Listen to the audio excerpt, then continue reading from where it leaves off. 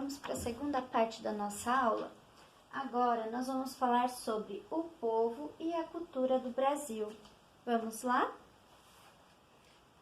A vida e os costumes dos brasileiros se transformaram ao longo do tempo, ao longo da história. Conforme o tempo foi passando, foi se transformando. Os diversos povos que colaboraram para construir o Brasil atual sofreram mudanças e influências. O convívio entre as tradições dessas populações contribuiu e ainda contribui para formar a cultura brasileira. Lá nos primeiros séculos de colonização do nosso país, os portugueses tentaram trazer para o Brasil colonial os hábitos e os costumes europeus. Então aqui já tinham hábitos e costumes que era do povo nativo, os indígenas.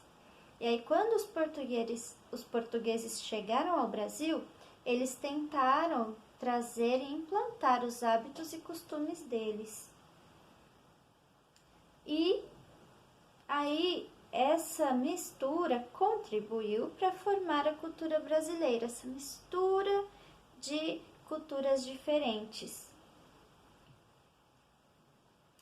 Cada região do país desenvolveu características próprias, mas com o passar do tempo e com o avanço das comunicações, o contato entre as populações de regiões distantes foi aumentando. E aí a formação do povo brasileiro teve início a partir da miscigenação. Que palavra diferente, né? Repete com a Pro. Miscigenação. Miscigenação. Mas o que você acha que significa essa palavra? O que será que é miscigenação?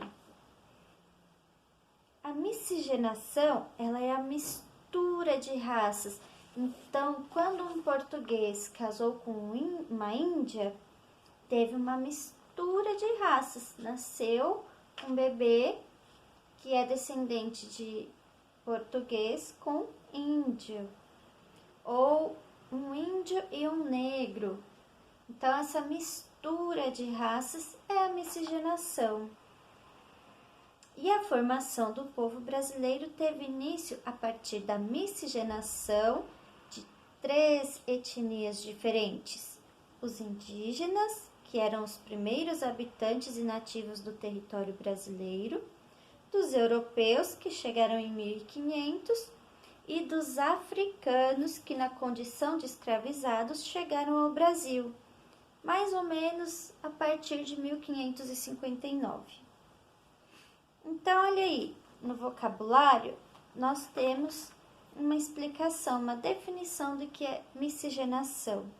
É a mistura entre grupos ou pessoas de etnias ou culturas diferentes. Além de diferenças culturais, as diversas características físicas, como cor da pele, tipo de cabelo e etc., também devem ser considerados nesse processo de miscigenação.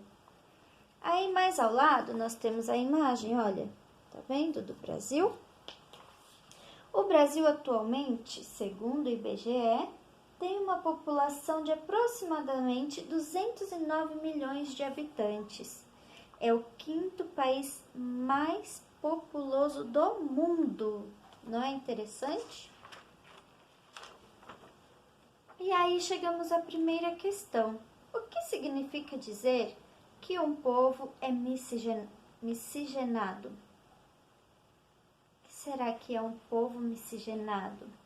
É aquele formado a partir das etnias e culturas diferentes, lembram? Tendo como referência a resposta da atividade anterior, da questão 1, é possível afirmar que o Brasil possui um povo miscigenado? Sim ou não? Sim, nós vimos que sim, né? O Brasil tem um povo miscigenado, porque ele é formado a partir da mistura de 3 povos diferentes. Quais são eles? Índios, europeus e negros. Muito bem. Agora que nós vimos o que é a dança, qual é a função da dança e o que é o povo miscigenado, como começou a nascer o povo e a cultura brasileira, você vai escrever no seu caderno um texto pequenininho dizendo o que você aprendeu hoje. Boa atividade e qualquer dúvida me manda uma mensagem, tá bom? Bons estudos e até amanhã, pessoal!